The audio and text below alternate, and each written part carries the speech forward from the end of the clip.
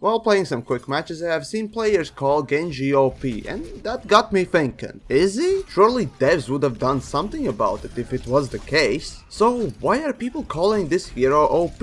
Let's examine it for a bit. Let me start by saying that I consider Genji not to be OP, so I'm somewhat biased. With that said, even on my first day playing Overwatch beta, I noticed that there were a couple of heroes that were very reliant on players' skill. Genji was one of them. I still seem to remember calling him a high skill ceiling hero. That usually means that player needs a lot of skill to be good with the thing. Even back then I saw all the skills that Genji had required some thought before using, and overall hero could do so much if given the opportunity. Still, if a player is well trained with the hero, is it fair to call the hero OP when really it's the player that trained and got really good with the hero? Of course not. With that, I see how some, including me, have called Genji an upgraded Hanzo. While Genji lacks the one-hit kill ability and the best ultimate in the game, he has the same wall climb, but with added double jump. But come on, it's kinda silly to say that one hero is better than the other, based on one similar skill. But then come on, you can easily compare Mei and Roadhog if that's the case. They both after all have self-heal abilities. But okay, let's just go through all the skills that Genji has and see if there are any that could be interpreted as OP.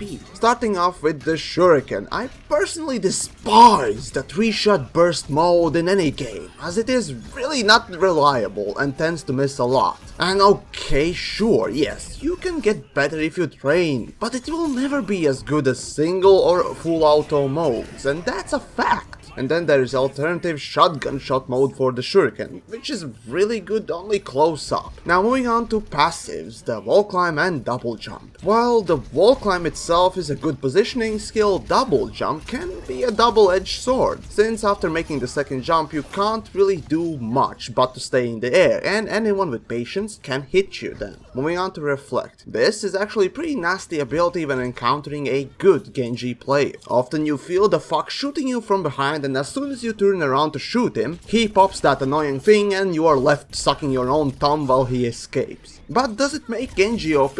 Not in the slightest. Then we have the dash ability, which deals about the same damage as normal melee attack. It also propels you in the direction you are looking at, so it makes for a pretty good escape or at least a simple wall climb. But if you kill anyone with this ability, you'll be able to use it again as the cooldown is reset. Yeah, this actually can become a big problem if everyone is low on health, but instances when this happens isn't really that often, so mostly you'll make 2 dashes at maximum. Still, it's quite the skill. Although not really OP, it requires skill and planning to benefit from the full effect. And finally we have the ultimate, where you trade your ranged weapon for melee one. While I personally hate this thing, it would make more sense to have a ranged weapon for ultimate. Still, Genji's sword has about the same range and width as Reinhardt's hammer, so cutting through multiple enemies isn't too difficult. And as a plus you get speed boost. While ultimate itself is more powerful than normal attack, I see it more like an alternative attack than a full-on nuke. So there, while every skill Genji has is pretty skill based, OP they are certainly not. All it takes is some elbow grease to make it work. I guess that's why I see a lot of Genji mains on casual play these days.